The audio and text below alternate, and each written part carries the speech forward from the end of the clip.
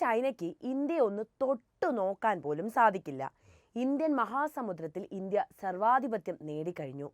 മോദിയുടെ ബുദ്ധിയിൽ ഇന്ത്യക്ക് കരുത്താകാൻ ആണവശേഷി വരെ എത്തുന്നു. കരയും കടലും ഒരുപോലെ പ്രതിരോധം തീർക്കുന്ന ഇന്ത്യയെ തൊടാൻ ഇനി പാകിസ്ഥാനും ചൈനയും ഒന്ന് വിറയ്ക്കും. നമ്മുടെ രാജ്യം വികസിക്കുകയാണ് എല്ലാ അർത്ഥത്തിലും. പ്രതിരോധ, സാമ്പത്തിക, നയതന്ത്ര മേഖലകളിലൊക്കെ തന്നെ ഇന്ത്യ കൂടുതൽ ശക്തിയാർജിച്ചിരിക്കുന്നു. ഒരു മൂന്നാം ലോക രാഷ്ട്രം ആഗോള രാഷ്ട്രീയത്തിൽ കൈവരിക്കുന്ന ഉന്നതി ചില വമ്പന്മാരുടെ ഉറക്കം കെടുത്തുകയാണ്. ഇത്തവണ കൂട്ടുകൂടിയിരിക്കുന്നത് നരേന്ദ്രമോദിയും ഫ്രാൻസ് പ്രസിഡന്റ് ഇമാനുവൽ മാക്രോണും തമ്മിലാണ്. ആണവോർജം ഉപയോഗിച്ച് പ്രവർത്തിക്കുന്ന യുദ്ധക്കപ്പൽ, ശത്രുവിന്റെ റഡാറിൽ നിന്നും മായ്ച്ചു കളയാൻ ശേഷിയുള്ള ടെക്നോളജി, അതിനൂതന സാങ്കേതിക വിദ്യ ഇന്ത്യയിലേക്ക് വരവറിയിച്ചു കഴിഞ്ഞിരിക്കുന്നു. ഫ്രാൻസും ഇന്ത്യയും ചില തീരുമാനങ്ങൾ എടുത്തിരിക്കുന്നു. രണ്ട് രാജ്യങ്ങൾ എങ്ങനെ ലോകത്ത് മാറ്റമുണ്ടാക്കുമെന്ന വലിയ തീരുമാനം. ലോകത്ത് സമാന്തരമായി രണ്ട് യുദ്ധങ്ങൾ നടക്കുന്നുണ്ട്.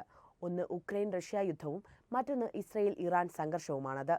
ഇത് കേവലം രണ്ട് രാജ്യങ്ങളുടെ ഒരു യുദ്ധം മാത്രമല്ല, മറിച്ച് പല സഖ്യകക്ഷികളും അണിചേരുന്ന വലിയ യുദ്ധത്തിലേക്ക് കാര്യങ്ങൾ എത്തുകയാണ് എന്നാണ് നമുക്ക് റിപ്പോർട്ടുകൾ അനലൈസ് ചെയ്യുമ്പോൾ മനസ്സിലാക്കാൻ പറ്റുന്നത്. എന്നാൽ ഈ ബഹളങ്ങൾക്കിടയിൽ നിന്നൊക്കെ വളരെ വ്യത്യസ്തമാണ് നമ്മുടെ രാജ്യം.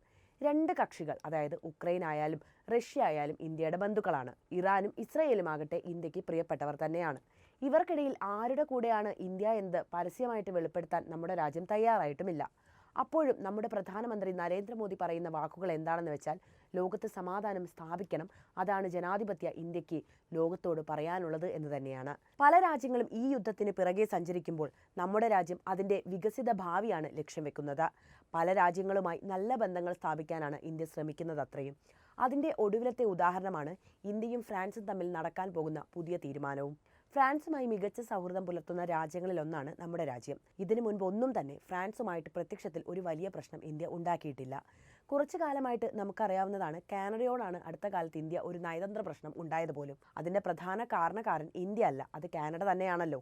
ഫ്രാൻസിലേക്ക് വരികയാണെങ്കിൽ ഫ്രാൻസുമായിട്ട് മികച്ച സൗഹൃദമാണ് ഇന്ത്യ എപ്പോഴും കാത്തു സൂക്ഷിച്ചിട്ടുള്ളത്. ഈ ബന്ധത്തെ അടിസ്ഥാനപ്പെടുത്തിക്കൊണ്ട് തന്നെയാണ് പ്രതിരോധം, സംസ്കാരം, ഊർജ്ജം എന്നീ മേഖലകളിൽ സംയുക്തമായി ഒരു കരാറുണ്ടാക്കാൻ ഇരു രാജ്യങ്ങളും ഇപ്പോൾ തീരുമാനിച്ചിട്ടുള്ളത്. പുതിയ പദ്ധതിയിലൂടെ ഇരു രാജ്യങ്ങളും തമ്മിലുള്ള ബന്ധം വിപുലപ്പെടുത്താനാണ് ശ്രമിക്കുന്നത്. 3 കാര്യങ്ങളാണ് ഇതിൽ പ്രധാനമായിട്ടും ചെയ്യുന്നത്. അത് എന്തൊക്കെയാണെന്ന് വിശദമായിട്ട് തന്നെ നമുക്കിന്ന് കേൾക്കാം. ഒന്നാമത്തെ കാര്യം, ചൈനയുടെ കടൽ ആധിപത്യം അവസാനിപ്പിക്കാൻ യൂറോപ്പിലെ ഏറ്റവും വലിയ യുദ്ധക്കപ്പൽ ഇന്ത്യയിലേക്ക് എത്താൻ പോകുന്നു എന്നതാണ്. ഇതാണ് ഒന്നാമത്തെ കാര്യം. ആധുനിക സാങ്കേതിക വിദ്യ ഉപയോഗിച്ച് തയ്യാറാക്കിയിട്ടുള്ള യുദ്ധക്കപ്പൽ ഇന്ത്യക്ക് നൽകാനായിട്ടാണ് ഫ്രാൻസ് ഇപ്പോൾ തീരുമാനിച്ചിട്ടുള്ളത്. ഇത് കേവലം ഫ്രാൻസിന്റെ മാത്രം തീരുമാനമാണെന്ന് കരുതരുത്. യൂറോപ്പും ഇന്ത്യയുമായുള്ള ഒരു മികച്ച ബന്ധത്തിന്റെ സൂചിക കൂടിയാണ് ഇത്തരം ഒരു കൈമാറ്റത്തിലൂടെ സംഭവിക്കാൻ പോകുന്നത്. 42,500 ടൺ ന്യൂക്ലിയർ എയർക്രാഫ്റ്റ് കരിയറാണ് ഇന്ത്യയിലേക്ക് അയക്കുന്നത്. നമുക്കറിയാവുന്ന കാര്യമാണ്, ഇന്ത്യക്ക് 2 എയർക്രാഫ്റ്റ് കരിയേഴ്സാണ് ഉള്ളത്. ഒന്ന് വിക്രാന്തും മറ്റൊന്ന് വിക്രമാദിത്യയുമാണ്. ഫ്രാൻസിന്റെ എയർക്രാഫ്റ്റ് കരിയർ കൂടി ഇവിടെ എത്തുന്നതോടെ ഇന്ത്യയുടെ കൈവശം 3 എന്ന സംഖ്യയിലേക്ക് എത്തുകയാണ്. ഇതോടെ ഇന്ത്യ കൂടുതൽ ശക്തി ആർജിക്കുകയാണ് ഏഷ്യൻ രാജ്യങ്ങൾക്കിടയിൽ. ഇന്ത്യൻ മഹാസമുദ്രത്തിൽ ഫ്രാൻസിന്റെ യുദ്ധക്കപ്പൽ കൂടി സജ്ജമാകുന്നതോടെ അതിനെ മറികടന്ന്, അതായത് ന്യൂക്ലിയർ പവർ ഉപയോഗിക്കാൻ സാധിക്കുന്ന യുദ്ധക്കപ്പലിനെ മറികടന്ന് ഇന്ത്യയെ ആക്രമിക്കുക എന്നത് ശത്രുവിനെ സംബന്ധിച്ച് ചിന്തിക്കാൻ പോലും ആകാത്ത സ്ഥിതിയിലേക്ക് കാര്യങ്ങളെ കൊണ്ടെത്തിക്കും. എയർക്രാഫ്റ്റ് നമ്മുടെ ശത്രുക്കൾ ആക്രമിക്കുകയാണെങ്കിൽ ഈ യുദ്ധക്കപ്പൽ അതിനുവേണ്ട സുരക്ഷ നൽകുന്നതായിരിക്കും. ഫ്രാൻസിന് മുൻപ് US ആണ് ഇന്ത്യക്ക് ന്യൂക്ലിയർ എയർക്രാഫ്റ്റ് കരിയർ നൽകിയ ഒരു രാജ്യം. നമുക്കറിയാവുന്ന കാര്യമാണ്, ഇന്ത്യയുമായി മികച്ച ബന്ധം പുലർത്തുന്ന രാജ്യമാണല്ലോ ഈ അമേരിക്ക. ഫ്രാൻസ് കൂടി ഇത്തരമൊരു സപ്പോർട്ട് ഇന്ത്യക്ക് നൽകുന്നതോടെ യൂറോപ്പും ഇന്ത്യയുമായുള്ള മികച്ച ബന്ധം കൂടി ഇവിടെ സ്ഥാപിക്കപ്പെടുകയാണ്.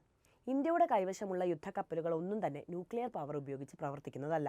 ഫ്രാൻസിന്റെ കൈവശവും അതുപോലെ തന്നെ USന്റെ കൈവശവുമാണ് ഇത്തരത്തിൽ പ്രവർത്തിക്കുന്ന യുദ്ധക്കപ്പൽ ഉള്ളത്. ഇതിന്റെ മറ്റൊരു വശം കൂടി പറയാതെ വയ്യ.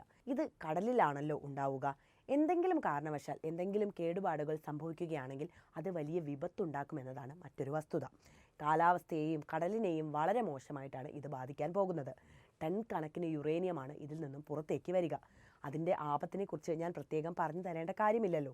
പക്ഷേ നമ്മളൊരു പ്രതിരോധത്തിൻ്റെ ലെൻസിലൂടെ മാത്രമാണ് ഇതിനെ സമീപിക്കുന്നതെങ്കിൽ ഇന്ത്യയെ സംബന്ധിച്ച് വലിയൊരു നേട്ടമാണ് ഇപ്പോൾ ഉണ്ടായിട്ടുള്ളത്. ഇനി ഫ്രാൻസും ഇന്ത്യയും ചേർന്ന് ചെയ്യുന്ന രണ്ടാമത്തെ കാര്യം എന്താണെന്ന് നോക്കാം. 2. ഇന്ത്യൻ നാവികസേനയുടെ അന്തർവാഹിനി ഇന്ത്യൻ മഹാസമുദ്രത്തിൽ ഏതാണ്ട് അദൃശ്യമാകുന്ന ടെക്നോളജിയാണ് ഫ്രാൻസ് ഇപ്പോൾ വാഗ്ദാനം ചെയ്യുന്നത്. ഇത് കേൾക്കുമ്പോൾ നമ്മൾ വിചാരിക്കുക എന്താണ്, ഒരിക്കലും കാണാതാകുന്ന ടെക്നോളജിയോ എന്ന്. അങ്ങനെയല്ല, ശത്രുക്കളുടെ റഡാറിൽ നിന്ന് മുങ്ങി നിൽക്കുന്ന ടെക്നോളജി ഇന്ത്യക്ക് നൽകാനാണ് ഫ്രാൻസ് തയ്യാറാണെന്ന് പറഞ്ഞിട്ടുള്ളത്. പ്രോജക്റ്റ് 66, പ്രോജക്റ്റ് 77 എന്നീ പേരുകളാണ് ഈ പ്രോജക്റ്റ് അറിയപ്പെടുന്നത്. അടുത്ത പ്രോജക്റ്റ് ഏതാണെന്ന് കൂടി ഞാൻ പറയാം. മൂന്നാമത്തേത് ആഗോള ഭക്ഷ്യസുരക്ഷയിൽ സഹകരിക്കാൻ ഇന്ത്യയും ഫ്രാൻസും തയ്യാറാവുന്നു എന്നതാണ്. ലോകത്തിലെ ഏറ്റവും വലിയ പ്രതിസന്ധി ഇന്നും ഭക്ഷണം തന്നെയാണ്.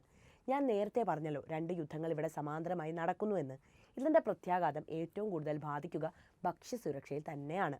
കഴിഞ്ഞ 2 വർഷമായി നീണ്ടു നിൽക്കുന്ന ഉക്രൈൻ-റഷ്യ യുദ്ധം ബാധിച്ചത് ഭക്ഷ്യസുരക്ഷയെ തന്നെയാണ്. ക്ഷാമം അവിടെ രൂക്ഷമായിക്കൊണ്ടിരിക്കുന്ന ഒരു കാലഘട്ടത്തിലൂടെയാണ് ഇപ്പോൾ കടന്നുപോകുന്നത്. ഫുഡ് എക്സ്പോർട്ട് കാര്യമായി നടക്കുന്നേ ഇല്ല. ഈ ഒരു സാഹചര്യം മുൻകൂട്ടി കണ്ടിട്ടാണ് ഇത്തരമൊരു തീരുമാനത്തിലേക്ക് ഫ്രാൻസും ഇന്ത്യയും ഒരുമിച്ച് ചെന്നെത്തുന്നത്. ഇങ്ങനെ ഒരു സാഹചര്യം ഭാവിയിൽ ഉണ്ടാകാതിരിക്കാനുള്ള മുൻകരുതലായിട്ടാണ് ഇന്ത്യയും ഫ്രാൻസും ഇതിനെ സമീപിച്ചിട്ടുള്ളത് എന്നാണ് ഞാൻ പറഞ്ഞത്.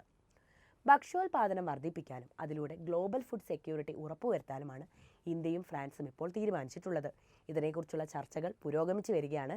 ഞാൻ നേരത്തെ പറഞ്ഞ യുദ്ധക്കപ്പൽ നൽകുന്നതോ അന്തർവാഹിനിക്ക് വേണ്ട സാങ്കേതികവിദ്യ സമ്മാനിക്കുന്നതോ ഒക്കെ കേൾക്കുമ്പോൾ നമുക്കുണ്ടാകുന്ന ആവേശമോ സന്തോഷമോ ഒന്നും മൂന്നാമത്തെ ഈ പ്രൊജക്റ്റിൽ കിട്ടണമെന്നില്ല.